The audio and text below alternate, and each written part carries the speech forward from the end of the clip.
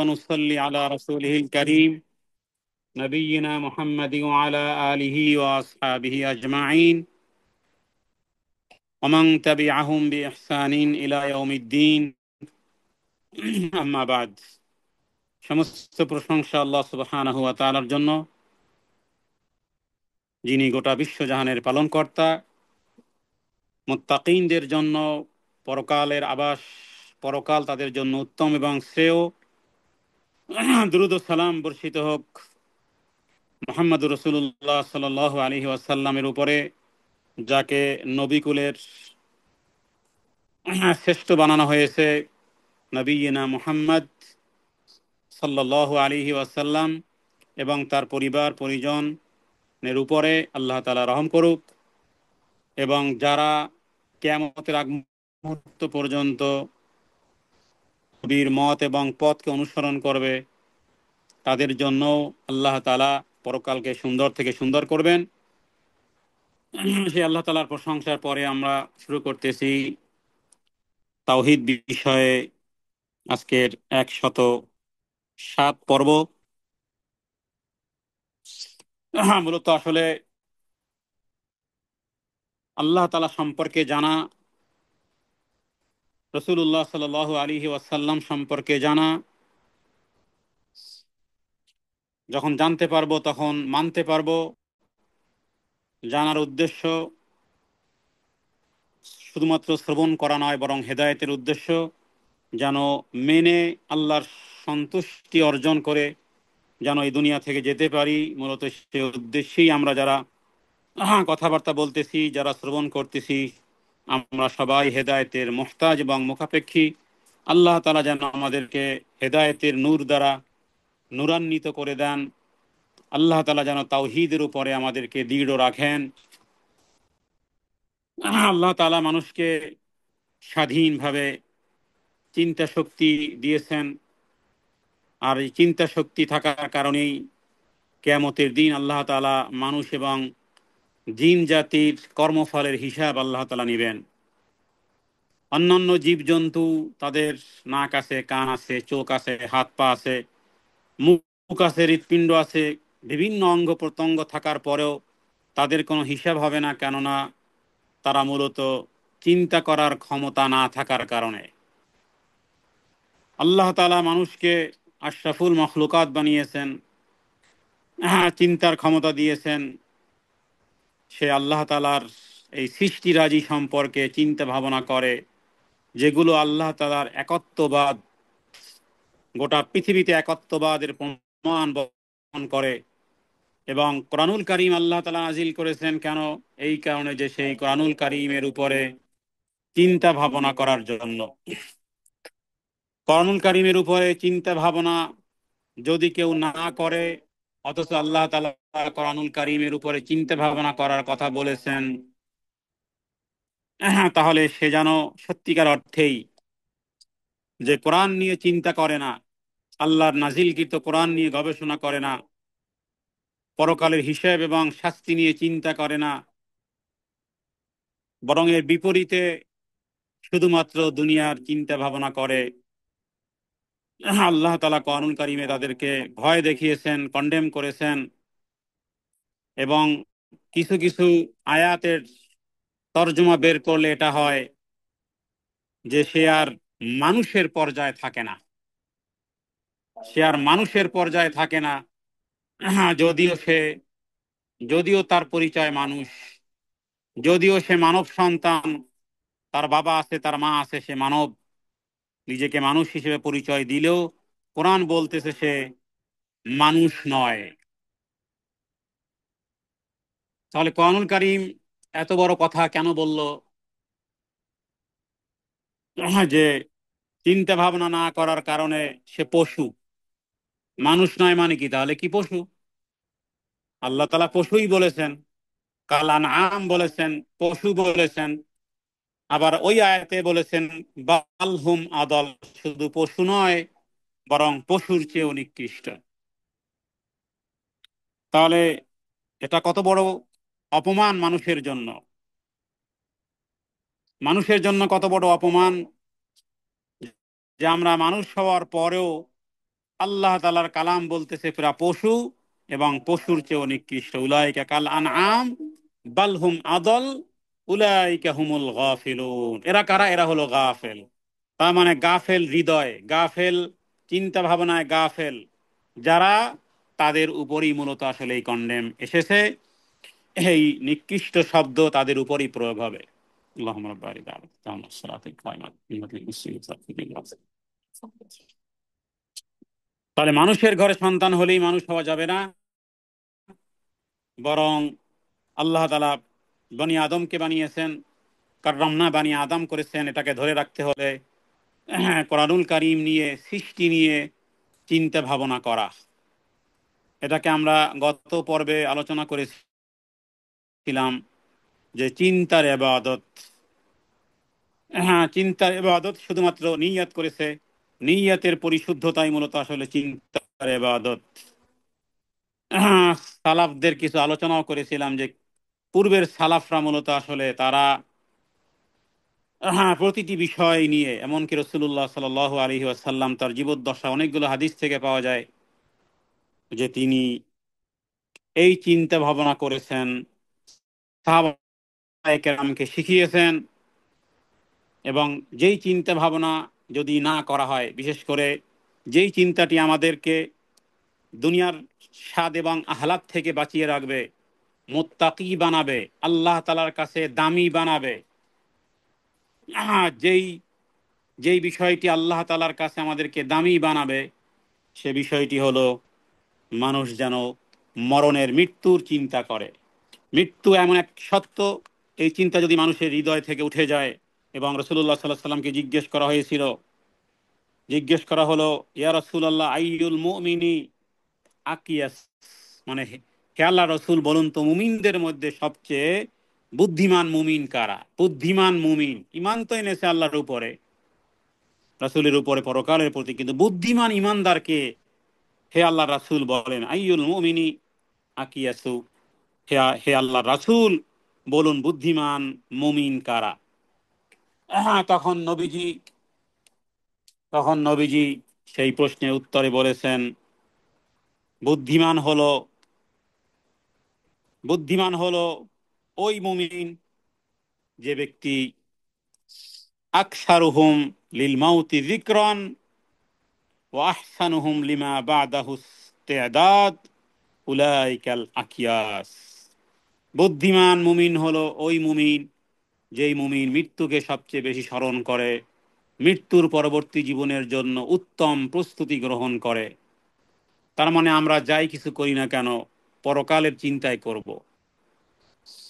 এদেরকে বলা হয়েছে সর্বাপেক্ষা মুমিন। হ্যাঁ, যত সওয়াবের কাজ করব, যত দিনই কাজ করব, যাই কিছু বানাবো, মানুষকে দান করা, প্রদান করা, মানুষের সাথে উত্তম আচরণ ইত্যাদি, সবগুলো করতে হবে কেন? পরকালের জীবন যেন সুন্দর থেকে সুন্দর হয়। সুতরাং দুনিয়ার জীবনে যে যত বেশি কৌশলী বা অর্থ উপার্জন করে, অথবা বুদ্ধির মারপ্যাচে নিয়ে নিজের স্বার্থ চরিতার্থ করতে পারে, যুক্তির ফাঁদে ফেলে মানুষকে বোকা বানাতে পারে, ইত্যাদি, তাকে আমরা হয়তো বা বুদ্ধিজীবী বা দূরদর্শিতা কথা আমরা বলি। কিন্তু প্রকৃত পক্ষে সত্যিকার অর্থে কোরআন এবং সুন্নাহর কাছে যে ওই ব্যক্তিকে বলা হয়েছে যে চিন্তার ইবাদতে রত হয়ে যে ব্যক্তি মৃত্যুকে বেশি বেশি স্মরণ করে এবং পরকালের জন্য উত্তম পাথেয় সঞ্চয় করে, তারাই হলো মূলত বুদ্ধিমান। আল্লাহ তাআলার কাছে আমরা দোয়া করি আমরা যেন সত্যিকার অর্থে ওই বুদ্ধিমান হই। দুনিয়ার দৃষ্টিতে শুধু বুদ্ধিমান হলাম, কিন্তু পরকালের দৃষ্টিতে বোকা রয়ে গেলাম। বরং এটা বলা যেতে পারে যে দুনিয়ার দৃষ্টিতে যারা খুব বেশি বুদ্ধিমান, পরকাল সম্পর্কে এরা এরা অধিকাংশ সময় গাফেল হয়। কারণ কারিমেও আল্লাহ তাআলা এই মূলনীতি দিয়েছেন। আল্লাহ তাআলা রাসূলুল্লাহ সাল্লাল্লাহু আলাইহি ওয়াসাল্লামের উপরে কোরআন নাজিল করেছেন, বলেছেন, হে হে আল্লাহ রাসূল, আপনি দেখবেন মানুষের মধ্যে অনেক মানুষ আছে ইয়ালামুনা যাহিরাম মিনাল হায়াতি দুনিয়া ওয়া হুম আনিল আখিরাতি হুম গাফিলুন। দুনিয়ার মানুষের মধ্যে অনেক মানুষ দেখবেন আপনারা, সূরা রুমের একটি আয়াত 21 নম্বর পারার 5 নম্বর পেজের প্রথম লাইন, যে দুনিয়া সম্পর্কে খুব বেশি ভালো বুঝে জানে কিন্তু পরকাল সম্পর্কে গাফেল। দেখুন, আমরা নামি দামি রিসোর্ট বা পিকনিক স্পট বা বনভোজন, নৌভ্রমণ, কত জায়গাতে, বিভিন্ন জায়গাতে আমরা ঘোরাফেরা করতে যাই, যেখানে হাজার হাজার টাকা খরচা করে পরিদর্শন করতে যাই আমরা। কিন্তু কখনো কি আমরা মানে আমাদের শক্তির আহ চিন্তা শক্তি যে কাজ করে না, তার একটা উদাহরণ দিয়ে শুরু করতেছি। যে আমরা কখনো কি কোনো কবরের পাশে বা বাড়ির পাশে কবরের পাশে দাঁড়িয়ে, অথবা কোনো কবরবাসীর একদিন আমার মতো এই পৃথিবীর বাসিন্দা ছিল, কত হাসা তারা হেসেছে, কত আনন্দ বিনোদন তারা করেছে, কত যুবক যুবতী কত রঙিন স্বপ্নে বিভোর ছিল, বা আমার মতোই তারা পরিবার পরিজনের মধ্যে প্রিয় মানুষ ছিল, আমাদের মতনই তারা চাকরি বাকরি ব্যবসা বাণিজ্য করত, কিন্তু তারা আজকের কবরের বাসিন্দা। তাদের আমলগুলো করার সুযোগ চিরতরে বন্ধ হয়ে গেছে, অথচ আল্লাহ তাআলা আমাকে এখনো এই পৃথিবীতে জীবিত রেখেছেন এবং আখেরাতের পাথেয় সঞ্চয়ের সুযোগ দিয়েছেন। এবং যেই কোনো সময় আমাকে ওই মাটির ঘরে পাড়ি জমাতে হবে, এবং আমি আমার সারা জীবনের কষ্টার্জিত টাকা দিয়ে যেই বাড়ি নির্মাণ করেছি, আমার মৃত্যুর পরে সেই বাড়িতে বা আমার জমানো অর্থে একদিন আমার যে ঠাঁই হবে না, পিতামাতা, প্রিয়তমা স্ত্রী, নয়নের পুতুলি সব সন্তান সন্ততি, এই তাদের জন্য তিলে তিলে যত সঞ্চয় করেছি, মাথার ঘাম পায়ে ফেলে সারাটা জীবন উপার্জন করা বা সারা জীবনের অ্যাসেট মুহূর্তের জন্য সেগুলো আমার কাছে রাখবে না বা আমাকে দিবে না, বরং শূন্য হাতি আমাকে দুনিয়া থেকে চলে যেতে হবে নিষ্ঠুর সংকীর্ণ সেই কবর গৃহে, যেখানে কোনো আসবাবপত্র থাকবে না। কিছুদিন হয়তো বা কান্নাকাটি হবে, তারপরে ভুলে যাবে আমাকে ছাড়াও পৃথিবী চলবে। দুনিয়াতে থাকাকালীন মনে হয়েছে যে আমি ব্যতীত মনে হয় সংসার অচল, আমি ব্যতীত মনে হয় ঘরের, আমি ব্যতীত মনে হয় যেন ঘরে আগুন জ্বলবে না, ঘরের আলো মনে হয় জ্বলবে না। কিন্তু না, ঠিকই আমাকে ব্যতীতই আমাকে ব্যতীতই সংসার চলবে। নিজেকে কখনো বাড়ির পাশের কবরের কথা ভেবে, অথবা যারা চলে গেছেন তাদের কথা ভেবে যদি একটু ইমান এবং ইয়াকিনের, তাহলে করণীয় কি? রাস্তায় হাঁটতে গেলে, চলতে গেলে হ্যাঁ, খেয়াল করি কবরস্থানগুলো কোথায়। কবরের দিকে তাকিয়ে মনে হয় যে কি একটা পরিবেশে, কি একটা স্যাঁতস্যাঁতে পরিবেশে, বা কি একটা অন্ধকারাচ্ছন্ন পরিবেশে তারা আছে। তাহলে করণীয় কি? করণীয় হলো যে কিভাবে ওখানে একটু সুখে থাকতে পারি, পরকালের জীবন কিভাবে সুখী হতে পারে। আমরা সবসময় সূরা আলা সাধারণত ভাবে বেতের সালাতে পড়ি, যেখানে একটি আয়াতের মধ্যে বলা হয়েছে অলাল আখিরাতু খায়রুম আবকা, অলাল আখিরাতু খায়র ও আবকা, পরকাল, পরকালটাই বাকি থাকবে, এবং সেটাই হলো মূলত আসল আসল ঘর। অলাল আখিরাতু খায়র, আল্লাহ বলেন পরকালটাই হলো আসল, সেটাই হলো উত্তম। তাহলে উত্তম জায়গাতে উত্তম ভাবে কিভাবে থাকা যায়, সেজন্য যেই কাজগুলো আমরা গত পর্বে আলোচনা করেছিলাম, কবরে, পরকালে আল্লাহর কাছে নিকটতম হওয়ার জন্য যে বিষয়গুলো, তার মধ্যে প্রথম বলেছিলাম তাওহীদ ঠিকঠাক করতে হবে, সালাতের আমল বেশি করে করতে হবে, সালাতের আমল বেশি করে করা। ফরজ সালাত তো পড়বেন, নফল সালাত সময় পেলেই সালাত, হ্যাঁ, ওয়াশরুমে গেলেই কখনো অজু ব্যতীত বের হবেন না, আর বের হয়েই দুরাকাত সালাত। সকাল থেকে শুরু করে, ফজর থেকে শুরু করে জোহর পর্যন্ত অনেক লম্বা সময়, কখনো মন চায় না, তখনই নিজেকে প্রশ্ন করুন, পরকালকে যদি সুন্দর করতে চাই, তাহলে যতটুকু কষ্ট হবে ততটুকু কষ্টকে পথ মাড়িয়ে যদি দুরাকাত সালাত আদায়, সংক্ষিপ্তভাবে দুরাকাত সালাত আদায়ের বাসনা গোটা পৃথিবীর কবরবাসী, গোটা পৃথিবী কবরবাসী যদি, তাদেরকে যদি সময় দেওয়া হয় যে তোমরা যদি দুনিয়াতে যদি তোমাদেরকে একটু সুযোগ দেওয়া হয়, কি করবে? গোটা পৃথিবীবাসী যদি একটা মিনিট সময় পায় যে আমল করার, তাহলে তারা সালাতে দাঁড়াবে। গোটা পৃথিবীর কবরবাসীরা তারা তো যদি এভাবেও 2 রাকাত সালাত, একেবারে সূরা কাফিরুন সূরা ইখলাস দিয়েও সালাতের অভ্যাস সমস্ত সাহাবায়ে কেরাম, সমস্ত নবী এবং রাসূলগণের ছিল। এজন্য মেরাজের হাদিসগুলোতে আমরা দেখি যে রাসূলুল্লাহ সাল্লাল্লাহু আলাইহি ওয়াসাল্লাম বলেছেন যে আমি মিরাজ রাতে গিয়ে আমি দেখেছি যে মুসা আলাইহিস সালাতু ওয়াস সালাম তিরমিজির মধ্যে একটি করে রাখা হবে এবং ফেরেশতা আসবে তার জিজ্ঞেস করতে, আমার রব্বুক কমা দিনুক কমা নাবিয়ুক। কিন্তু তার কাছে মনে হবে যে সূর্যটা ডুবতেছে ডুবতেছে, এবং তার কাছে মনে হবে যে আসরের সালাত সে আদায় করে নাই। প্রশ্নের উত্তর ছেড়ে দিয়ে বলবে, আগে আমাকে সালাত আদায় করতে দাও, সালাত আদায় করতে দাও। নবীজি বলতেন, বিলাল আরিহনা বিহা ইয়া বেলাল কুররাতু আইনি ফিস সালাহ, হে বেলাল চক্ষু শীতলতাকারী। হযরত আয়েশা সিদ্দিকা রাদিয়াল্লাহু তাআলা আনহার সাথে নবীজির কত ভালোবাসা। হযরত আয়েশা সিদ্দিকা রাদিয়াল্লাহু তাআলা আনহা তিনি বলতেন যে নবীজি আজান হয়ে গেল যে মনে হয় যে নবীজি আমাকে চিনতেন না, এই রকমের সালাতের জন্য, সালাতের জন্য এই পরিমাণ। সব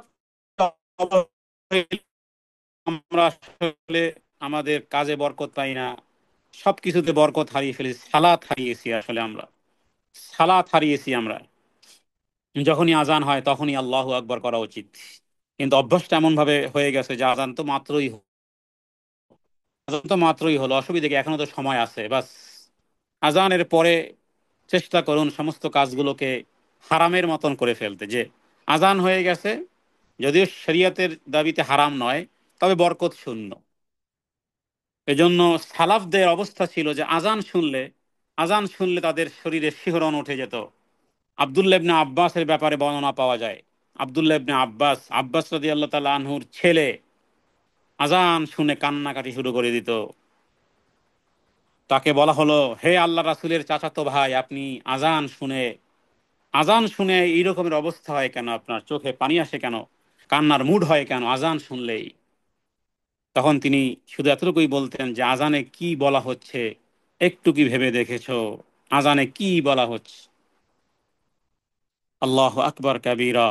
এ কথা আলোচনা করার উদ্দেশ্য হলো যে আমরা যারা বলতেছি, আমরা যারা শ্রবণ করছি, সত্যিকার অর্থেই আজানের মধ্যে হাইয়া আলাস সালাহ যখন বলা হয়, এরপরে আর পৃথিবীতে কোন কল্যাণময় কাজ আছে? আর পৃথিবীতে আর আল্লাহ তাআলার কাবা ঘরের প্রভুর কসম করে হাজারো বার যদি কসম করি, বলি যে রব্বুল কাবা, কাবা ঘরের রবের কসম, হাইয়া আলাস সালার পরে আর দ্বিতীয় কোনো উত্তম কোনো আর কাজ নেই। হাইয়া আলাহ হাইয়া আলাল ফালাহ বলার পরে আর কোনো কাজ উত্তম হতে পারে না, আর কোনো কাজই উত্তম হতে পারে না, কোনো কাজই বরকতপূর্ণ হতে পারে না। কারণ বলা হয়েছে হাইয়া আলাস সালাহ, হাইয়া আলাল ফালাহ। তাহলে আর কি থাকে বাকি?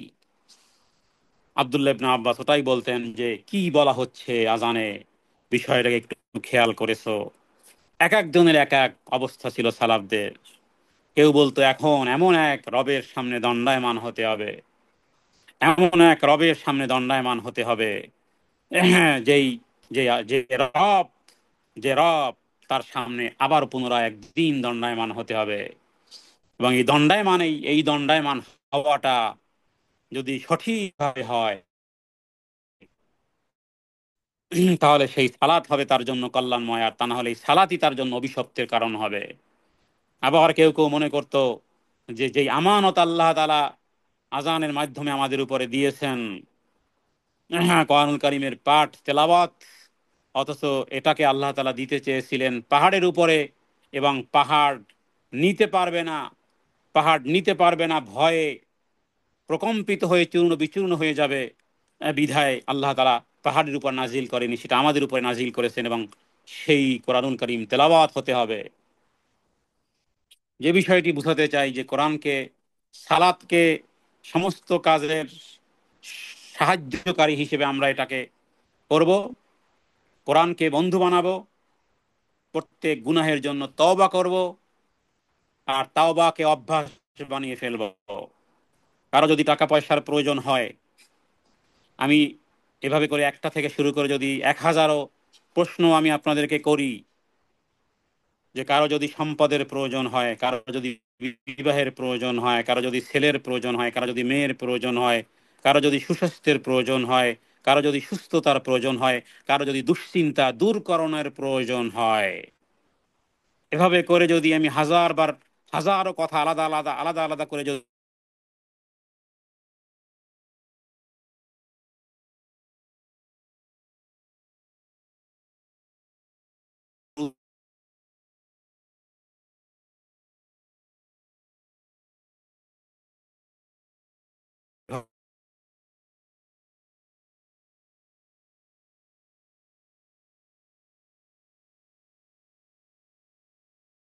হলো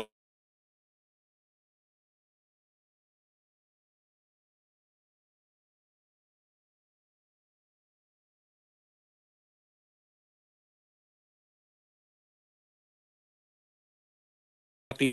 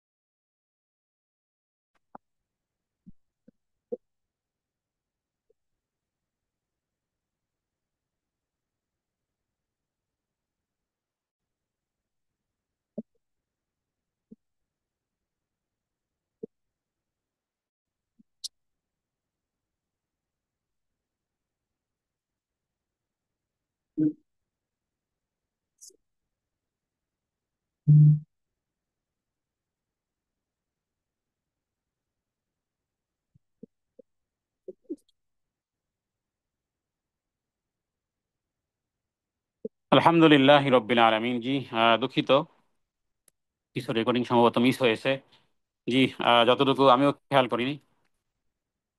সর্বশেষ যে খান থেকে কথা বলেছিলাম সেটি ছিল যে আল্লাহ তাআলা যাদের কথা সফলতার কথা বলেছেন, কোরআনুল কারীমে যাদেরকে সফলতার কথা বলেছেন, আমরা সেই সফলদের কারা সফল কাম হবে, কি তাদের বৈশিষ্ট্য, সে বিষয়ে আমরা কথা বলতেছিলাম। কোরআনুল কারীমে সফল কাম যারা হবে এদেরকে আল্লাহ তাআলা কোরআনুল কারীমে বলেছেন মুফলিহুন, তার মানে সফল কাম। তাহলে প্রথমত যারা আল্লাহ তাআলাকে ভয় করে, কোরআনুল কারীমে আল্লাহ তাআলা বলেছেন যালিকাল কিতাব লা রাইবা ফি হুদাল লিল মুত্তাকিন, এই কিতাব, এতে কোনো সন্দেহ নেই এবং হেদায়েত হলো মুত্তাকিনদের জন্য, যারা মূলত সফল কাম হবে। তাহলে সফল কাম হওয়ার জন্য প্রথমত আমরা এই কোরআনুল কারীমের এই আয়াত থেকে, সূরা বাকারার এই 2 নম্বর আয়াত থেকে আমরা বুঝি যে আল্লাহ তাআলা মুত্তাকিনদেরকে আল্লাহ তাআলা সফল কাম বলেছেন।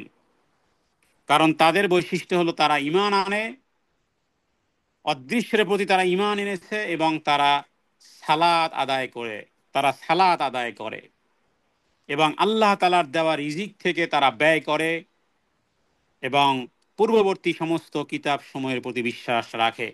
তাহলে এখানে দুইটি জিনিসকে আমাদেরকে রিচার্জ করতে হবে। সেটা হলো যে আমরা অদৃশ্যের প্রতি ঈমান এনেছি, কোরআন এবং পূর্বের ধর্মগ্রন্থ মেনে নিয়েছি, কিন্তু সালাত আদায় করা এবং আল্লাহ তাআলার দেওয়া রিজিক থেকে ব্যয় করা, এই দুটি কাজ আমাদেরকে দৈনন্দিন করতে হবে। সালাতে বিষয়ে আমি একটু পূর্বেই বলেছি যে 5 ওয়াক্ত শুধু সালাত আদায় করলে হবে না, বরং 5 ওয়াক্ত সালাতের সাথে সময় অসময়ে, তার মানে বিশেষ করে মসজিদে প্রবেশের সাথে যেহেতু সময় অসময়ের প্রশ্ন নেই, যখনই প্রবেশ করবে তখনই 2 রাকাত পড়বে। বাকি অন্যান্য সময় শুধুমাত্র নিষিদ্ধ সময় ব্যতীত আপনি অজু করেন, অজু করার পরে 2 রাকাত সালাত আদায় করেন। সালাত আদায় করাটাকে অভ্যাস বানিয়ে ফেলবেন, সালাত আদায় করাটাকে অভ্যাস বানিয়ে ফেলবেন। যেথায় যাবেন, এটা আমি পূর্বেও বলেছি, যেথায় যাবেন সেই জায়গার উদ্বোধনটা হবে সালাত দিয়ে। এরপরে দ্বিতীয় কোয়ালিটি হলো যে সালাতে যারা খুশু খুজু, কোরআনুল কারীমে আল্লাহ তাআলা এমন শব্দ ব্যবহার করেছেন এবং বিষয়টি এতটাই গুরুত্বপূর্ণ, যেমন আল্লাহ তাআলা বলেছেন কদ আফলাহাল মুমিনুন, মুমিনরা সফল কাম হয়ে গেছে। সফল কাম হয়ে গেছে কে? আপনি আমি। যদি ওই ক্যাটাগরি আমরা যদি সত্যিকার অর্থে পালন করতে পারি, তাহলে বিষয়টা এরকমের যে একজন ব্যক্তি পরীক্ষা এখনো দেয়নি, কিন্তু হেডমাস্টার যেন আগেই বলে ফেলেছে যে সে পাশ করে ফেলেছে, সে পাশ হয়ে গেছে, অথচ এখনো পরীক্ষার দিন তারিখই নির্ধারণ হয়নি, এখনো পরীক্ষা হয়নি, পরীক্ষার হলে ঢোকেনি, প্রশ্নপত্র এখনো হতে পারে ছাপানো হয়নি, অথচ হেডমাস্টার বলে দিল যে সে পাশ করে ফেলেছে। বিষয়টা কেমন হয় না? হ্যাঁ, বিষয়টা এদিক সেদিক হয়ে যেতে পারে, কিন্তু আল্লাহ তাআলার কথা মান আসদাকু মিনাল্লাহি কিলা, আল্লাহ তাআলা এই শব্দ ব্যবহার করেছেন সূরা মুমিনুনের প্রথম আয়াতে, 18 নম্বর পারার প্রথম পৃষ্ঠার প্রথম সূরা প্রথম আয়াত। আল্লাহ বলেন কদ আফলাহাল মুমিনুন, মুমিনরা সফল কাম হয়ে গেছে। কারা? আল্লাযীনা হুম ফি সালাতিহিম খাশিউন, কারো কারো অভ্যাসই হয়ে গেছে, সালাত 4G গতিতে পড়া অভ্যাস হয়ে গেছে। সালাদটা শুধুমাত্র একটা দায়িত্ব শেষ করা অভ্যাস হয়ে গেছে কারো কারো। না, এটা শুধুমাত্র দায়িত্ব শেষ করা নয়। আমরা অনেক সময় বলি যে তাড়াতাড়ি সালাদটা আদায় করে ঝামেলা শেষ করি, কথাগুলো আসলে অন্যায় কথা। তার মানে মানে মনে হয় যেন এটা ঝামেলা, অথবা একটা দায়িত্ব রয়ে গেছে, স্কন্ধ রয়ে গেছে। দায়িত্ব স্কন্ধে তো রয়ে গেছে, কিন্তু এটা যখন এটাকে ভিন্নভাবে দেখা, এটা ভিন্নভাবে দেখা।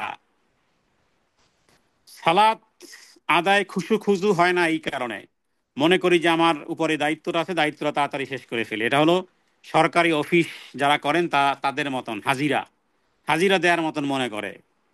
অথচ যদি এটাকে তারা মনে করতো যে আমি এবাদত হিসেবে ঘর থেকে বের হচ্ছি, আমার চাকরি আমার এবাদত, আজকের সারাদিন মানুষের সাথে আমি সুন্দর আচরণ করব, এটা এবাদত, কল্যাণমুখী কাজ করব, এটা তখন হবে ইবাদত, তখন এটার চাকরি চাকরি থাকবে না, এটা হবে তার ইবাদত।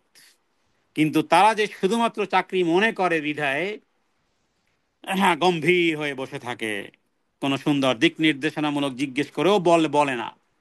প্রাইভেট সেক্টরে যে বলে সেগুলোর ভিন্ন চাপ থাকে, কিন্তু সরকারি সেক্টরগুলোতে, বিশেষ করে আমি বাংলাদেশের দৃশ্যপটের কথাই বলতেছি, বহির্বিশ্বে এই রকমের অসদাচরণ বা এরকমের হেয়ালিপনা, এভাবে খামখেয়ালিপনা পৃথিবী অন্য কোনো রাষ্ট্রে করে বলে আমার জানা নেই। তো বিষয়টি বোঝানোর জন্য যে আল্লাহ তাআলা সফল কাম হিসেবে উল্লেখ করেছেন যে যারা, তার মানে সালাতে খুশু খুজু বান্দা অবলম্বন করলেই তোমার জন্য জান্নাত। বান্দা তুমি খুশু খুজু অবলম্বন করলেই বান্দা তোমার জন্য সফল কাম। কদ আফলাহাল মুমিনুন, মুমিনরা সফল কাম হয়েই গেছে যদি তারা আল্লাযীনা হুম ফি সালাতিহিম খাশিউন, যদি তারা সালাতে খুশু খুজু অবলম্বন করে, সালাতে বিনয় অবলম্বন সহকারে থাকে। তাহলে বিষয়টা আরেকটা উদাহরণ দিয়ে বিপরীতমুখী তাহলে বুঝে আসবে। যেমন আল্লাহ তাআলা বলেছেন তাব্বাত ইয়াদা আবি লাহাব, আবু লাহাব ধ্বংস হয়ে গেছে, আবু লাহাবের দুটি হাত ধ্বংস হয়ে গেছে। যখন এই আয়াত নাজিল হয়েছে আবু লাহাব স্টিল মক্কাতে ঘোরাফেরা করতেছে, কিন্তু আল্লাহ তাআলা এমন ভাবে বলেছেন যে ওর হাত ধ্বংস হয়ে গেছে, তার মানে এখনো মারা যায় নাই। কারণ এই সূরা নাজিল হওয়ার পরে সূরা লাহাব, খুব ভালো করে খেয়াল করুন, সূরা লাহাব নাজিল হওয়ার পরে আবু লাহাব আরো প্রায় 8 বৎসর মক্কাতে বেঁচে ছিল। 8 বৎসর, 1 বছর, 2 বছর, 3 বছর, 4 বছর, 5 বছর নয়। তাহলে আল্লাহ তাআলা আবু লাহাবের ব্যাপারে বলেছেন সে ধ্বংস হয়ে গেছে। তারপর সে 8 বৎসর এই মক্কার জীবনে বেঁচে ছিল। বদর যুদ্ধের পরে মুসলমানদের জয়, বড় বড় লিডারের পরাজয়, তারপরে গিয়ে আবু লাহাবের ব্যারাম শুরু হয়। তার আগ পর্যন্ত সে ছিল। তাহলে আল্লাহ তাআলা তার ব্যাপারে বলেছেন যে সে ধ্বংস হয়ে গেছে। এখানে কয়েকটা বিষয় এখান থেকে বের হয়। এক হলো যে আল্লাহর কালাম যে সত্য, এটাও বোঝা যায় যে আল্লাহর কালামকে মিথ্যা মিথ্যা প্রমাণ করতে কি পারতো আবু লাহাব? ইসলাম গ্রহণ করলেই তো হয়ে যেত। ইসলাম গ্রহণ করলেই তো আবু লাহাব এই এই তাব্বাত ইয়াদা আবি লাহাব অতাব্বা মা কানা আনহু মালুম মা কাসাব সায়াসলা নারান যাতা লাহাব, তাহলে তো এটার প্রয়োগের থাকে না, কারণ সে তওবাকারী, সে মুসলিম হয়ে গেছে। কিন্তু আল্লাহ তাআলা জানেন যে সে ধ্বংস হবেই হবে, সে ঈমান আনতে পারবে না। 8 বৎসর দুনিয়াতে বেঁচে থাকার পরেও, এত পরিবর্তন দেখার পরেও আবু লাহাব কোরআনকে মিথ্যা প্রমাণ করতে পারে নাই। মিথ্যা প্রমাণ এভাবে হতো যে আবু লাহাব ইসলাম গ্রহণ করলেই কোরআন মিথ্যা প্রমাণ হয়ে যেত, যে দেখো তাব্বাত ইয়াদা আবি লাহাব তো এখন নেই, কারণ সেই আবু লাহাব যার নামে সূরা নাজিল হয়েছে, সেই আবু লাহাব তো এখন মুসলিম না। আমি একটা জিনিস বোঝানোর জন্য যে আবু লাহাবের ব্যাপারে আল্লাহ যেভাবে বলেছেন ধ্বংস হয়ে গেছে, 8 বৎসর পর হলেও ধ্বংস হয়েছে, হয়েছে, হতেই থাকবে, কিয়ামত পর্যন্ত ধ্বংস হতেই থাকবে, এবং ধ্বংস হয়ে আছে অলরেডি আবু লাহাব। তাহলে ধ্বংসের জায়গা থেকে ফিরে আসার জন্য সে হ্যাঁ মোর দেন 8 ইয়ার্স সে সময় পেয়েছিল। সম্ভব হয়নি। আল্লাহর কালাম চির সত্য, আল্লাহর কালাম সত্যই প্রমাণিত হয়েছে। তার মানে ধ্বংস আবু লাহাব হয়েছেই হয়েছে। এবার আসি আবার ওই ইসবাতের উদাহরণের দিকে। আল্লাহ বলতেছেন মুমিনরা সফল কাম হয়েই গেছে যারা সালাতে বিনয় এবং নম্র, বিনয়ের সাথে খুশু খুজুর সাথে সালাত আদায়। তার মানে তাহলে আল্লাহ তাআলা এই কথাও সত্য প্রমাণিত হয়ে গেছে, যদি আপনি যদি আপনি এই ক্যাটাগরিগুলো ধারণ করেন তাহলে আপনি সফল কাম হয়ে গেছেন। আল্লাহু আকবার কাবীরা। একেবারে খোলাখুলি আপনার হিসাব আপনি নিতে পারবেন, অন্য কারো নিতে হবে না। ইকরা কিতাবাক কাফা বিনাফসিকাল ইয়াউমা আলাইকা হাসিবা। আপনি সালাতে বিনয় অবলম্বনকারী কিনা, অবলম্বনকারী হলে আপনি সফল কাম হয়ে গেছেন। অলরেডি আপনার সার্টিফিকেট প্রিন্ট আউট হয়ে গেছে, সেখানে আর কেউ কলম লাগাতে পারবে না। হ্যাঁ, এবার নিজেকেই তাহলে প্রশ্ন করুন, আমি সফল কাম হওয়ার পিছনে আমি এই কাজগুলো করি কিনা। কদ আফলাহাল মুমিনুন আল্লাযীনা হুম ফি সালাতিহিম খাশিউন ওয়াল্লাযীনা হুম আনিল লাগবি মুরিদুন। নিরর্থক কাজ থেকে আপনি দূরে থাকেন কিনা, যাকাত আদায় করেন কিনা, লজ্জাস্থানের হেফাজত করেন কিনা, আমানতের ওয়াদা রক্ষা করেন কিনা, সালাতের সুরক্ষা করেন কিনা, তাহলে সফল কাম হয়ে গেছেন।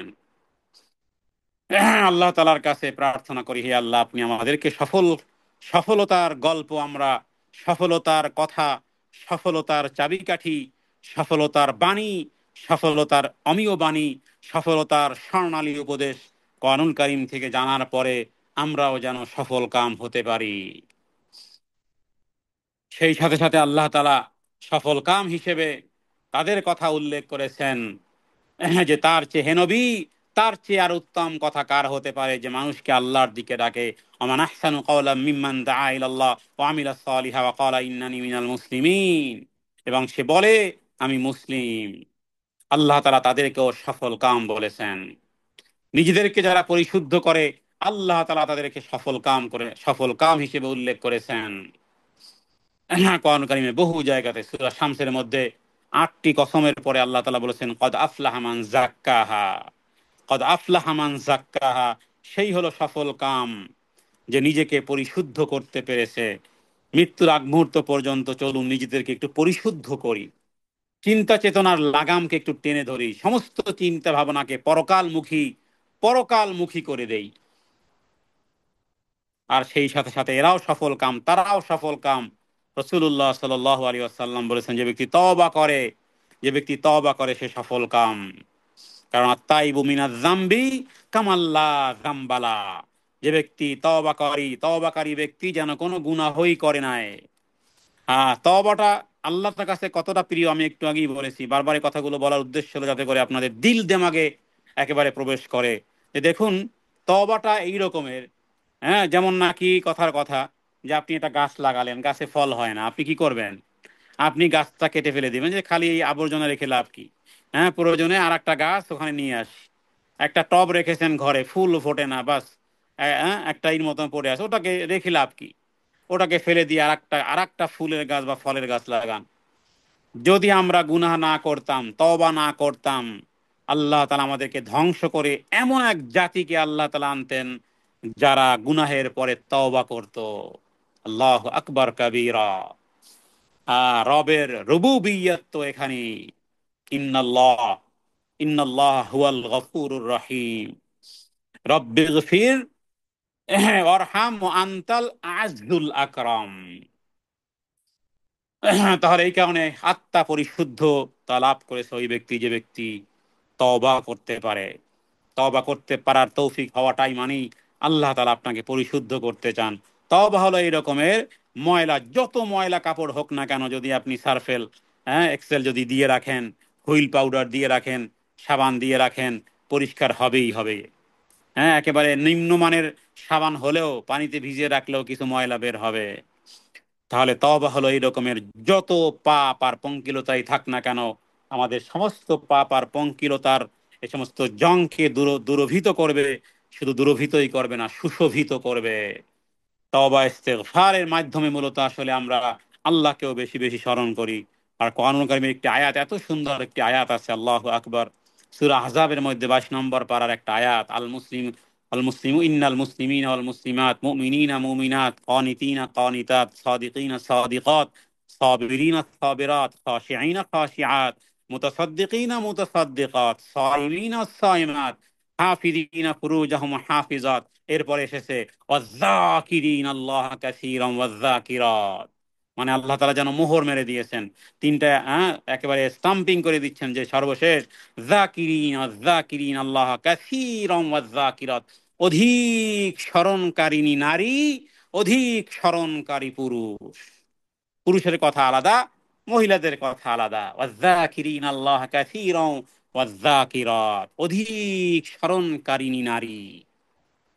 এরপর আল্লাহ তাআলা বলতেছেন আ'আদ্দাল্লাহু লাহুম মাগফিরাতাও ওয়া আজরান আযীমা। আল্লাহ তাআলা তাদের জন্য প্রস্তুত রেখেছেন বিশাল ক্ষমা, বিশাল প্রতিদান। আর এরা কারা জানো? এরা হলো সফল কাম, এরাই হলো সফল কাম। সূরা আহজাবের আয়াত। তাহলে সফল ব্যক্তির বৈশিষ্ট্য আমরা জানলাম, সফলতার চাবিকাঠিগুলো জানলাম। আল্লাহ তাআলার কাছে আমরা দোয়া করতে পারি, হে আল্লাহ, আল্লাহুম্মা জাআলনা মিনাল সালিহিন, আল্লাহুম্মা জাআলনা মিনাল ফালিহিন, আল্লাহুম্মা জাআলনা মিনাল ফালিহিন। হে আল্লাহ, আমাদের সবাইকে আপনি সফল কামদের অন্তর্ভুক্ত করেন।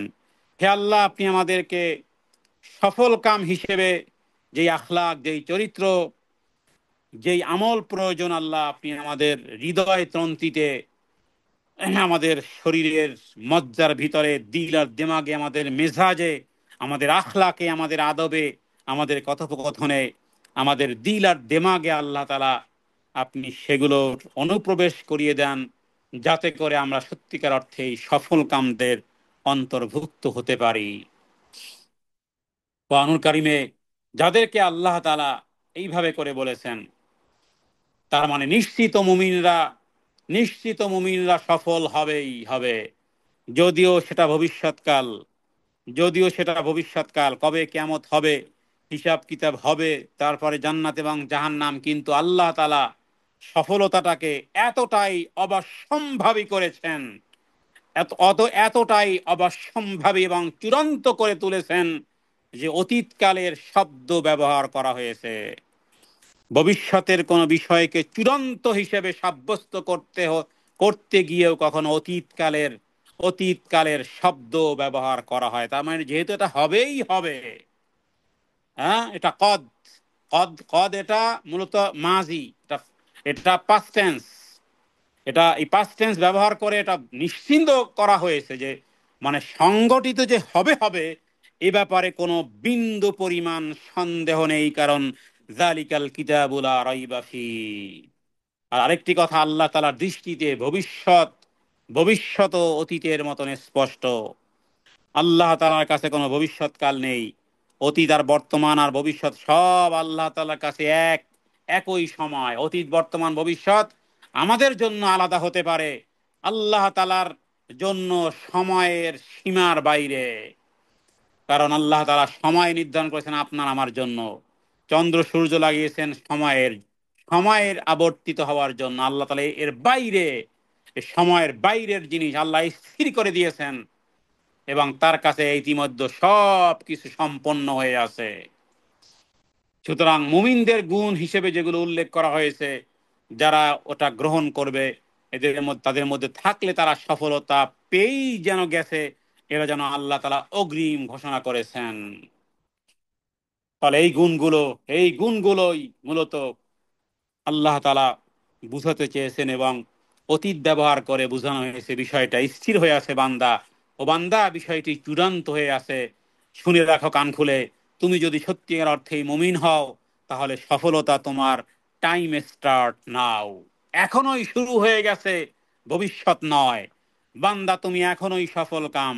কদ আফলাহাল মুমিনুন আল্লাযীনা হুম ফি সালাতিহিম খাশিউন।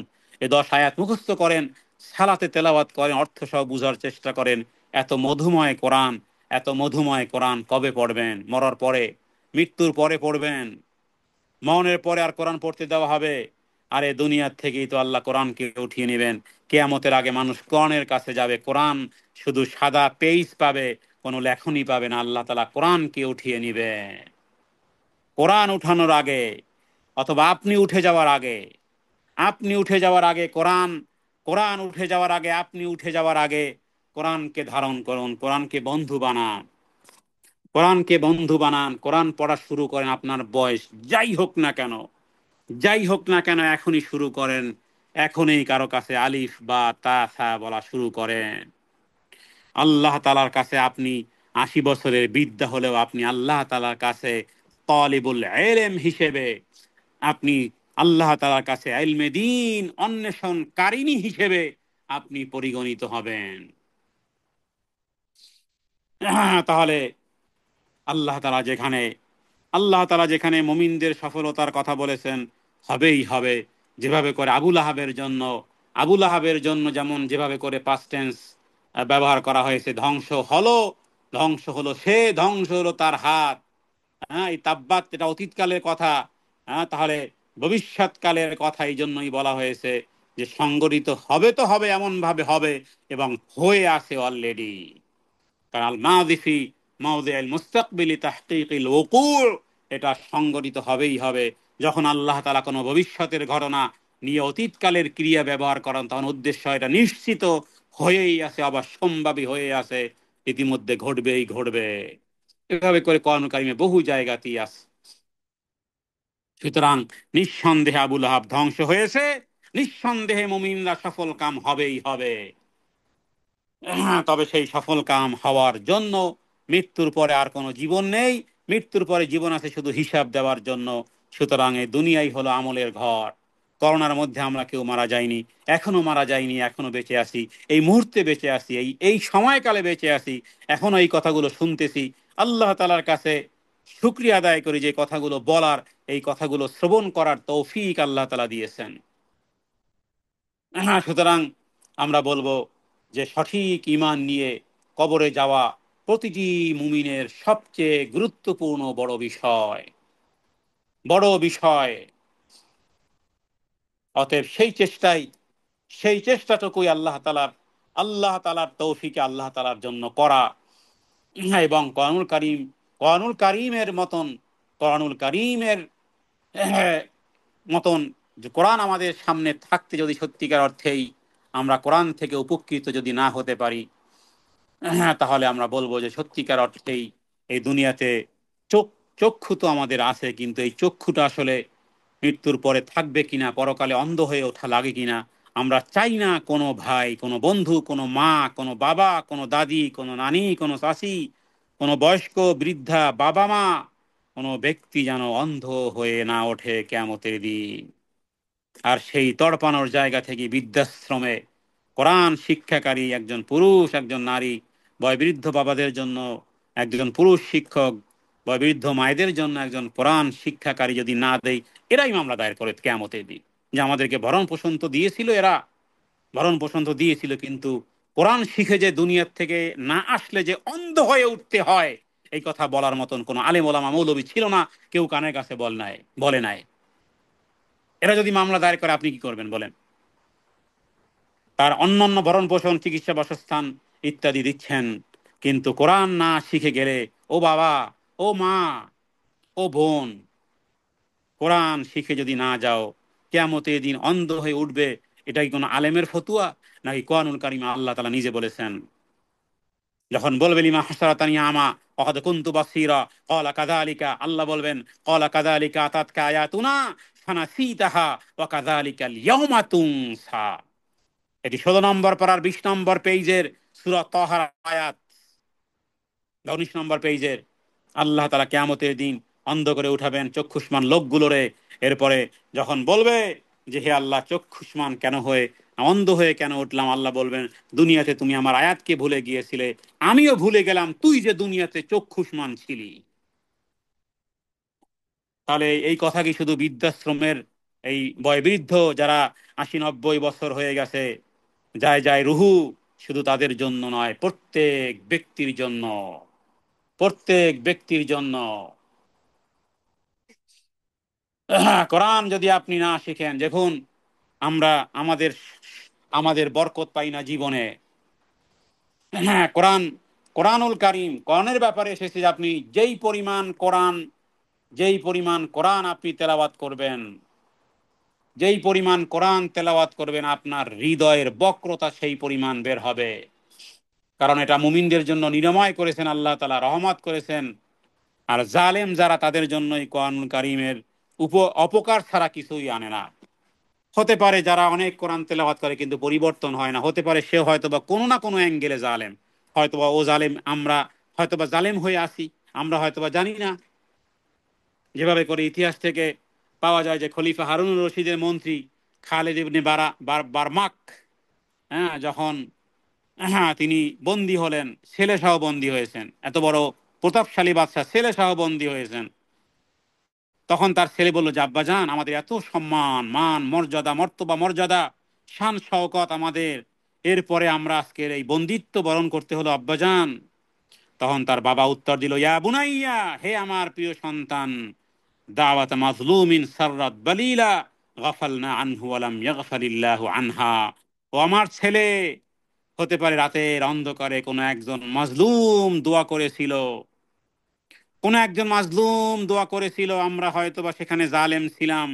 কোনো একজন মাজলুমের বদদোয়ায় কোনো একজন মাজলুম দোয়া করেছিল, ইত্তাকি দাওয়াতাল মাজলুম ফাইন্নাহু লাইসা বাইনাহা ওয়া বাইনাল্লাহি হিজাব। মাজলুমের দোয়ায় কোনো পর্দা থাকে না।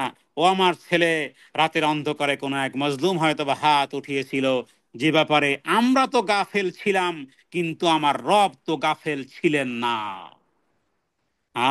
আল্লাহু আকবার কাবীরা আলহামদুলিল্লাহি কাসীরা। কোরআন পড়তেছে, ওই নিয়াতেও পড়ে না। নিয়াতে যদি না থাকে একেবারে জিরো পাবে না। নিয়াতের কারণে আমরা জানি ডিপেন্ড করে নিয়াতের উপরে। নিয়াত তার ওইভাবে নেই, নিয়াত আছে অন্য কিছু, নিয়াত আছে অন্য কিছু। কোরআন হয়তো বা পড়াচ্ছে, জিরো জিরো জিরো, কারণ নিয়াতের মধ্যে বর খেলাল, নিয়াত খেলাফ, কিছুই পাবে না। হ্যাঁ, কারণ এই কথাগুলো তো মিথ্যা হওয়ার কথা নয়। আল্লাহ তাআলা নুনাজ্জিলু মিনাল কোরআন মা হুয়া শিফাউন ওয়া রাহমাতুল লিল মুমিনিন ওয়া লা ইয়াজিদুয যালিমিনা ইল্লা খাসারা। সূরা বনী ইসরাঈলের ৮২ নম্বর আয়াত তো মিথ্যা নয়। আল্লাহ বলেছেন, আমি কোরআন অবতীর্ণ করেছি মুমিনদের জন্য নিরাময় এবং রহমত, আর জালেমদের জন্য ক্ষতি ছাড়া আর কিছুই বৃদ্ধি করে না। কোরআন থেকে উপকৃত হতে পারে না। শাইখুল ইসলাম ইমাম ইবনে তাইমিয়া বলেছেন, আমি আল্লাহ তাআলার কিতাব অব্যাহতভাবে পড়া ছাড়া এমন কোন জিনিস দেখিনি যা বুদ্ধি এবং আত্মাকে খোরাক যোগাতে পারে, শরীরকে নিরোগ রাখতে পারে, সুখ শান্তি নিশ্চয়তা দান করতে পারে। সুতরাং কোরআনুল কারীম যদি না পান, না পড়তে পারেন, মনে রাখবেন আদালতে, আদালতে উকিল থাকে, কিয়ামতে আপনার কোনো উকিল নাই, আপনার পক্ষে বলার কেউ নেই। নবীজি বলেছেন, ইকরাল কোরআন ফাইন্নাহু ইয়াতি ইয়াউমাল কিয়ামাতি শাফিআল লিআসহাবিহি।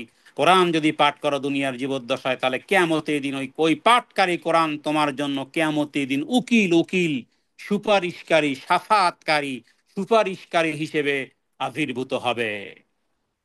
তাহলে এই বাণীতে যদি আপনি বিশ্বাসী হন, তাহলে দিন এবং রাতে কোথায় মগ্ন হবেন, কোথায় মগ্ন হবেন,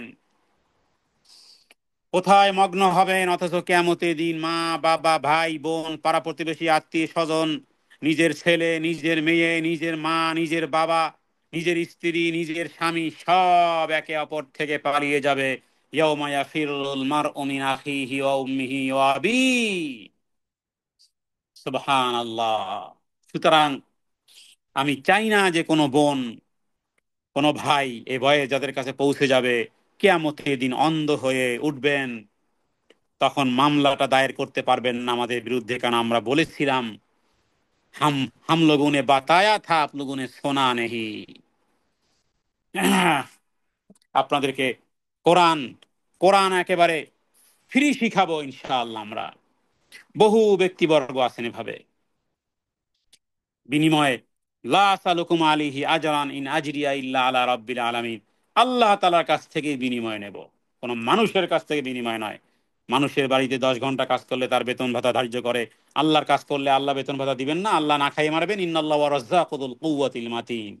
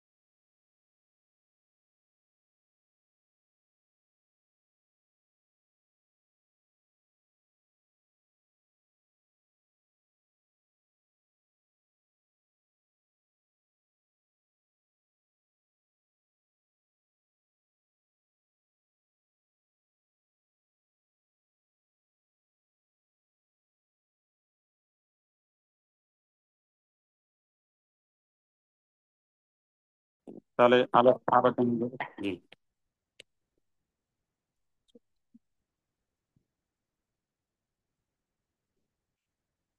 জি, আলহামদুলিল্লাহ।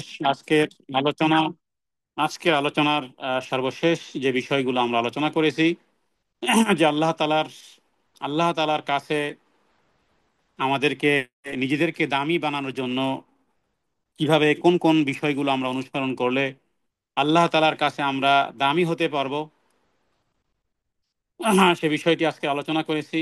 এবং সফল হিসেবে আল্লাহ তালার কাছে যাদেরকে আল্লাহ তালা মুফলিহুন হিসেবে উল্লেখ করেছেন, এবং কোরআনুল কারীম যাদের কথা উল্লেখ করেছে যে কারা সফল কাম হবে আর সফল কাম হয়ে গেছে, আল্লাহ তালা এই কথাগুলো কেন ব্যবহার করেছেন, অতীতকালকে ব্যবহার কেন করেছেন, যদিও সেটি ভবিষ্যৎকাল।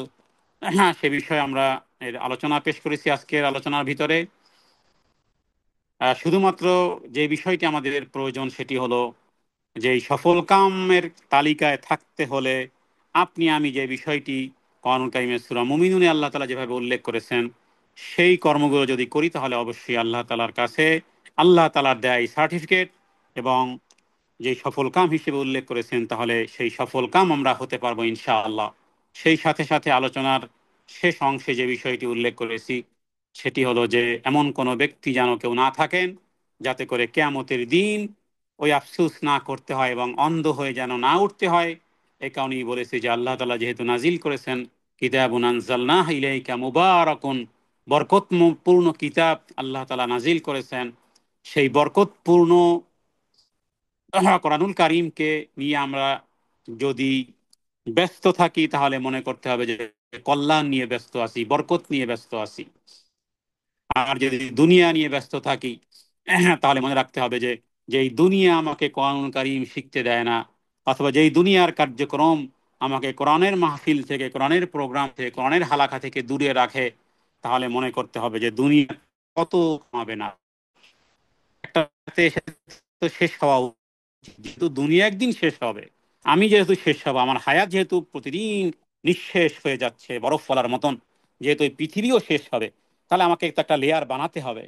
আমাকে একটা লেয়ার বানাতে হবে যে দুনিয়া আমি কি পরিমাণ কামানোর পরে আর আমার কামানোর প্রয়োজনীয়তা নেই। এজন্যই সালাফদের কথা উল্লেখ করেছি, যে দুনিয়ার নাজ আর নেয়ামতের যতটুকু তারা ভোগ করেছেন, কোন কোন সাহাবায়ে কেরাম এভাবেও কেঁদেছেন, কোন কোন সাহাবায়ে কেরাম রিদওয়ানুল্লাহ তাআলা আলাইহিম আজমাইন এই জন্যও কেঁদেছেন। এবং এর মধ্যে আমরা দেখি যে ওমর ইবনে আব্দুল আজিজ সহ অনেক সাহাবায়ে কেরাম তারা খেয়াল করতেন এবং বলতেন যে পূর্বে কোন কোন সাহাবাকে এইভাবে করে। এবং এর মধ্যে আব্দুর রহমান ইবনে আওফের কথা পাওয়া যায় যে তিনি এভাবে করে কাঁদতেন, প্রায় কাঁদতেন, এবং তিনি বলতেন যে মুসআব ইবনে উমাইর নামক একজন সাহাবী, মুসআব ইবনে উমাইর রাদিয়াল্লাহু তাআলা আনহুর মতন একজন সাহাবী, আব্দুর রহমান ইবনে আওফ, তিনি বলেন যে আমার কাছে সাহাবাদের কাছে একজন শ্রেষ্ঠ মানুষ ছিল, তাকে দাফন করতে গিয়ে কাফনের কাফনও পাওয়া যাচ্ছিল না। আব্দুর রহমান ইবনে আওফ মনে করে কাঁদতেন যে কাফন দেওয়ার মতন একটা চাদর ব্যতীত আর কিছুই পাওয়া গেল না, যা দিয়ে মাথা ঢাকলে পা বের হয়ে যায়, আবার পা দুটি ঢাকলে মাথা বের হয়ে যায়। এবং তিনি এ কথা বলে কাঁদতেন এবং তিনি বলেন যে আমার মনে পড়ে যে হামজা রাদিয়াল্লাহু তাআলা আনহার শাহাদাতের কথা স্মরণ করেও তিনি বলেছিলেন যে তারা আমাদের চেয়ে শ্রেষ্ঠ ছিলেন। মানে আব্দুর রহমান ইবনে আওফ একজন সাহাবী, তিনি বলতেছে যে আমার চেয়ে ওই সাহাবী শ্রেষ্ঠ, আমার চেয়ে ওই সাহাবী শ্রেষ্ঠ, অথচ তার কাফনের কাফন হয়নি, কাফন দেওয়ার মতো একটা চাদর ব্যতীত আর পাওয়া যায়নি, মাথা ঢাকলে পা উদাম, পা ঢাকলে মাথা মাথা উদাম। অথচ আব্দুর রহমান ইবনে আওফ বলেন যে আমার চেয়ে তো ওই সাহাবী শ্রেষ্ঠ, আমার চেয়ে তো আব্দুর রহমান ইবনে আওফ বলেন যে আমার চেয়ে তো হামজা হামজা শ্রেষ্ঠ, অথচ তার কিভাবে মৃত্যু হয়েছিল।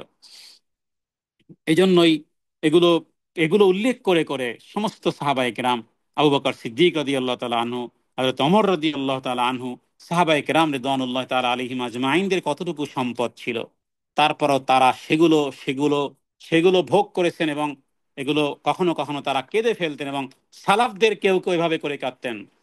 এবং সত্যিকার অর্থেই বিষয়টি ভাবনার বিষয়। এই যে মানুষ আমাদেরকে সম্মান করে, আলেম হিসেবে সম্মান করে, হ্যাঁ, গতকালকে শহীদুল্লাহ ভাই সহ আমরা কয়েকটা জায়গাতে সফর করলাম। মানুষ মানুষ গ্রামগঞ্জের মানুষ বসতে দিচ্ছে, চেয়ার ডেকে আনতেছে, বসতে দিচ্ছে। দোকানে গিয়েছি, চাচি চা এগিয়ে দিচ্ছে, পানি এনে দিচ্ছে, সম্মান করতেছে। সালাফদের এই কথাটা আমার মনে পড়ে গেল। সালাফদের কেউ কেউ যখন সম্মান করতো তখন তারা ভিতরে ভিতরে কেঁদে উঠতেন যে হে আল্লাহ, এই যে সম্মানটুকু করতেছে দিনের কারণে, না জানি আমি আমার না জানি আমার আমলের হিসাব, না জানি আমি আমলের প্রাপ্তিটা যেন এখানেই পেয়ে যাচ্ছি, পরকালে যেন জিরো না হয়, শূন্য না হয়। দেখুন চিন্তা ভাবনা কি! সুবহান আল্লাহ। মানুষকে আরো বিনয় করে, বদরি সাহাবীদেরকে তো আরো বিনয় করেছিল যখন আল্লাহ তাআলা বলেছিলেন যে আল্লাহ তাআলা তাদেরকে ক্ষমা করে দিয়েছেন। তারা তো আরো বিনয়ী হয়েছিল। সালাফরা তাদেরকে কেউ সম্মান করলে তারা ভয় পেতেন। তাদেরকে কেউ ইনভাইট করলে নামি দামি খাবার অথবা তাদেরকে একটু আলাদা করে সম্মান করলে তারা ভয় পেন যে না জানি আমার আমল প্রাপ্তি এ দুনিয়াতেই দেওয়া হয়ে গেছে। দেখুন দুনিয়াতে যারা ভালো চাকরি করে, যারা ভালো মোটা দামের বেতন পায়, তারা ভালো ফ্ল্যাটে, ভালো দামি গাড়িতে, ভালো জায়গাতে ভালোভাবে চলাফেরা করে। এর পিছনে যদি বলা হয় তার ছেলেকে, তার মেয়েকে, যে আপনারা এত আলিশান বাড়িতে থাকেন, এত আলিশান, এত এক্সপেন্সিভ গাড়িতে চলেন, তখন হয়তো বা তারা বলবে যে আমার বাবাই এই পদে পদাসীন, পদ বা পদবীর কথাই তো বলবে। তার মানে ওই পদ বা ওই পদবি, বা তিনি সচিব, বা তিনি বিচারক, বা তিনি উচ্চ ব্যবসায়ী ইত্যাদির দিকেই সে নিসবত করবে। তার সম্পদকে সে তার ব্যবসার দিকেই নিসবত করবে। তাহলে দেখুন এই ব্যবসার দিকে নিসবত করার কারণে সে নামি দামি গাড়ি বাড়িতে চলাফেরা করতেছে, থাকতেছে, জীবন ভোগবিলাস করতেছে। যেই জিনিসের উপরে বেস করে, যে জিনিসের ফাউন্ডেশন করে, সেই জিনিসের দূরত্ব কতটুকু? মৃত্যু হয়ে গেছে, বাস শেষ। মৃত্যু হয়ে গেলে তিনি আর সচিব নেই, মৃত্যু হয়ে গেলে তিনি আর ব্যারিস্টার নেই, মৃত্যু হয়ে গেলে তিনি আর ডাক্তার নেই, মৃত্যু হয়ে গেলে তিনি আর উকিল নেই, মৃত্যু হয়ে গেলে তিনি আর ওই পদে সমাসীন নয়। তাহলে মৃত্যু পর্যন্ত ওই দৌড়। তার মানে তার পাওয়া দুনিয়াতেই শেষ হয়ে গেছে। সালাফরা তারা দুনিয়ায় কেউ তাদেরকে সম্মান করলে, দুনিয়ায় আনন্দ, হ্যাঁ, দুনিয়ার আনন্দময় কিছু পেলে ভয় পেয়ে যেতেন যে না জানি আমার প্রাপ্তিটা এখানেই শেষ করা হলো, এখানেই দিয়ে দেওয়া হলো। এটাকে বলা হয় চিন্তা শক্তির ইবাদত। এভাবে যদি চিন্তা শক্তি করি তাহলে অহংকার আসবে না, বিনয় আসবে, নম্রতা আসবে, খুশু আসবে। আপনি বাহিরে কতটা খুশু, আপনি নামাজে একেবারে একচোটে বিনয়ী হয়ে যাবেন, এটা অসম্ভব। এটা অসম্ভব। উম, মানুষের সাথে আপনি কতটা বিনয়ী, মানুষের সাথে বিনয়ী হন, রাগের সময় বিনয়ী হন, অপরাধ ক্ষমা করা অভ্যাস গড়ে তুলুন, নামাজেও বিনয়ী হতে পারবেন। অজু যদি ঠিকঠাক মতো হয় সালাতও ঠিকঠাক হবে। অজু ঠিক নেই, নামাজও ঠিক নেই। বিনয়ী আপনি সালাতে কিভাবে আনবেন? বাহিরের বাহিরের বাহিরেও বিনয়ী হন। সমস্ত কথার প্রতি উত্তর কেন দিতে হবে? আমি আজকেরই আমাদের একটা গ্রুপে, যারা 3,000 পুরুষেরা আছে, যেখানে, হ্যাঁ, মনত্বর একটা বড় পরিবারে, সেখানে আমি বলেছি যে মানুষকে আপনারা মালিক মনে করবেন না। 3,000 লোকদের মাত্র 11 জন অ্যাডমিন, যারা পরিচালনা করেন দুবাইতে, এবং তারা কেউ মারা গেলে প্রায় 25 লক্ষ টাকার মতন প্রায় দেন। আমরা বলেছি যে আপনারা অ্যাডমিন হয়ে 3,000 লোকের মালিক মনে করবেন না। যদি মালিক মনে করেন তাহলে আপনি অহংকারী, তাহলে ছিটকে পড়ে যাবেন। বরং 3,000 লোকের সেবক মনে করুন। আপনারা অ্যাডমিন হিসেবে মনে করবেন নিজেদেরকে সেবক। সাইয়্যিদুল কওমি খাদিমুহুম। রাসূলুল্লাহ সাল্লাল্লাহু আলাইহি ওয়াসাল্লাম বলেছেন, যে সেবক হয় জাতির, যে সর্দার হয় সে হয় জাতির সেবক। সুতরাং আল্লাহ তাআলা যে দায়িত্ব দিয়েছেন, দায়িত্ব সম্পর্কে জিজ্ঞেস করবে, আলা কুল্লুকুম রাইন অকুল্লুকুম মাসউলুন আন রাইয়াতিহি। সুতরাং প্রত্যেকেই আমরা দায়িত্বশীল। দায়িত্বের জায়গা থেকে আপনার নিচে যিনি আছেন তার সাথে বিনয় নম্রতা অবলম্বন করুন। রবের কাছে প্রার্থনা করুন, আল্লাহ তাআলা দেখবেন সালাতের মধ্যেও বিনয় দিয়ে দেবেন। আর এই সালাতে বিনয় পেয়ে গেলে ওদিকে আপনি মুফলিহুন হিসেবে পরিগণিত হবেন। এই যেন একটার সাথে আরেকটা লিঙ্ক। আজকে আলোচনাগুলো ভিন্ন ভিন্ন ভাবে হওয়াতে হয়তোবা ভিন্ন ভিন্ন আছে, তবে মূলত আসলে একটি আলোচনারই শুরু থেকে এবং শেষ পর্যন্ত যেখান থেকে কথা শুরু করেছি, যে আমরা চিন্তার ইবাদতকে যেন কাজে লাগাই, বিনয় এবং নম্রতা অবলম্বন করি, কোরআনকে যেন বন্ধু বানাই, এবং সালাতের মাধ্যমে যেন রবের সাথে সম্পর্ক জোরালো থেকে জোরালো করি। রবের সাথে রবের সাথে সেই বুখারী এবং সেই বুখারী হাদিসগুলোকে এক জায়গাতে আনলে, যে বান্দা ফরজ এবাদত দিয়ে আল্লাহর প্রিয় পাত্র হতে পারে না। ফরজ এবাদত তো আমাদের মুসলমানিত্বের ইউনিফর্ম, কিন্তু নফল এবাদতের মাধ্যমে বান্দা আমার প্রিয় পাত্র হয়। নফল সালাতের মাধ্যমে প্রিয় পাত্র হবেন। নফল সালাতের মাধ্যমে আমরা আল্লাহ তালার প্রিয় পাত্র হতে পারবো, আল্লাহ তালার পছন্দনীয় বান্দা হতে পারবো, আবদান শাকুরা হওয়ার মধ্যে আমরা পরিগণিত হতে পারবো। বেশি বেশি করে সালাত, সময় পেয়েছেন 2 মিনিট সালাতে দাঁড়িয়ে যান, সময় পেয়েছেন 1.5 মিনিট সালাতে দাঁড়িয়ে যান। আর বলেছি সব সময় তওবা ইস্তেগফারের আমলগুলোকে একেবারে নিজেদের জন্য অবধারিত করে রাখবেন। তাহলে আল্লাহ তালার কাছে প্রার্থনা করি, আল্লাহ তালা এই কল্যাণময় কাজে এবং এই জাতীয় কল্যাণমুখী কাজে আল্লাহ তালা আমাদের সবাইকে সম্পৃক্ত, হৃদয় থেকে, মন থেকে, অন্তরে অন্তরে স্থল থেকে এর সাথে সবাই সম্পৃক্ত হবার তৌফিক আল্লাহ তালা দান করুক, এবং আমরা বিনিময় আল্লাহ তালার কাছেই চাই। তবে মুমিনকে দুনিয়ার দৃষ্টিতে সম্মান, এটা এটা আল্লাহ তাআলার কবুলিয়তির একটি প্রথম ঘোষণা, এবং এর বিনিময় তো মূলত আসলে কিয়ামতের দিনই পাবো, সেই আশাই ব্যক্ত করি। তবে শয়তান সম্পর্কে, শয়তান শয়তানের ধোঁকা সম্পর্কে যে ব্যক্তি গাফেল মনে করে যে না, আমি একজন আলেম, আমি একজন আমলদার, আমি একজন পর্দানশীল নারী, আমি একজন মুত্তাকি, আমি একজন তাহাজ্জুদ গুজারি, আমি একজন দানকারিনী, আমি একজন সৎকর্ম অনুসরণকারিনী, আমি একজন দাঈল আল্লাহ, সুতরাং আমাকে শয়তান ধোঁকা দিতে পারবে না, যে এই ব্যক্তি মনে করবে, সে আসলে মূলত শয়তানের ধোঁকার মধ্যেই পড়ে আছে। পূর্বের সালাফরা কেউ পূর্বের সালাফরা কেউ এই রকমের এই রকমের ভাবনা তারা ভাবতেন না। কারণ কারণ শয়তান সম্পর্কে সে আল্লাহ তাআলার কাছে কিয়ামতের আগ মুহূর্ত পর্যন্ত তার হায়াত যেমন চেয়েছে, এবং এবং বনি আদমকে ধোঁকা দেওয়ার মৃত্যুর আগ মুহূর্ত পর্যন্ত সে ধোঁকা দেওয়ার কথা চূড়ান্ত ভাবে সে ঘোষণা করেছে। রাসূলুল্লাহ সাল্লাল্লাহু আলাইহি ওয়াসাল্লামের মতন পবিত্র মানুষ, যার আগের এবং পরের সমস্ত কিছু মাফ করে দেওয়া হয়েছে, যিনি রহমাতুল লিল আলামিন, তিনি যদি আল্লাহ তাআলার কাছে দোয়া করতে পারেন, হে আল্লাহ, মৃত্যুর সময় শয়তানের মৃত্যুর সময় শয়তানের ধোঁকা থেকে দূরে রাখিও, এই দোয়া আবু দাউদে আছে। রাসূলুল্লাহ সাল্লাল্লাহু আলাইহি ওয়াসাল্লাম যদি করতে পারেন, তাহলে আপনি কোন দাঈল আল্লাহ হয়ে গেছেন, যে আপনি আপনি নির্ভয় হয়ে গেছেন যে না, শয়তান আমাকে এটা করাতে পারবে না। বরং শেখ সালেহ আল উসাইমিন তিনি উল্লেখ করেছেন যে শয়তানের সূক্ষ্ম ধোঁকা তো এমনও হয় যে এক এবাদতের মধ্যে আর এক এবাদত প্রবেশ করিয়ে দেয় শয়তান।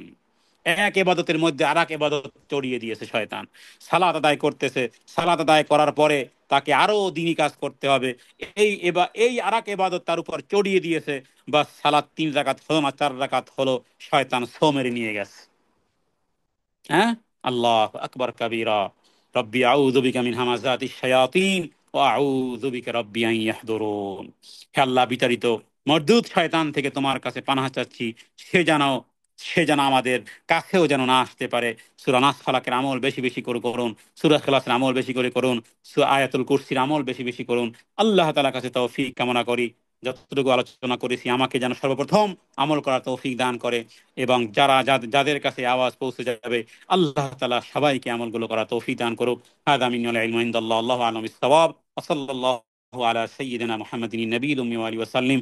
সুবহানাকাল্লাহুম্মা বিহামদিকা আশহাদু আল্লা ইলাহা ইল্লা আনতা আস্তাগফিরুকা ওয়া আতুবু ইলাইক। আসসালামু আলাইকুম ওয়া রাহমাতুল্লাহি ওয়া বারাকাতুহু।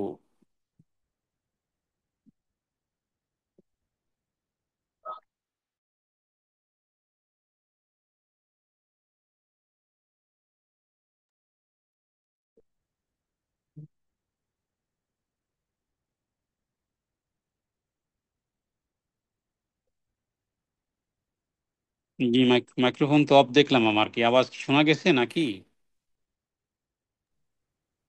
সর্বশেষ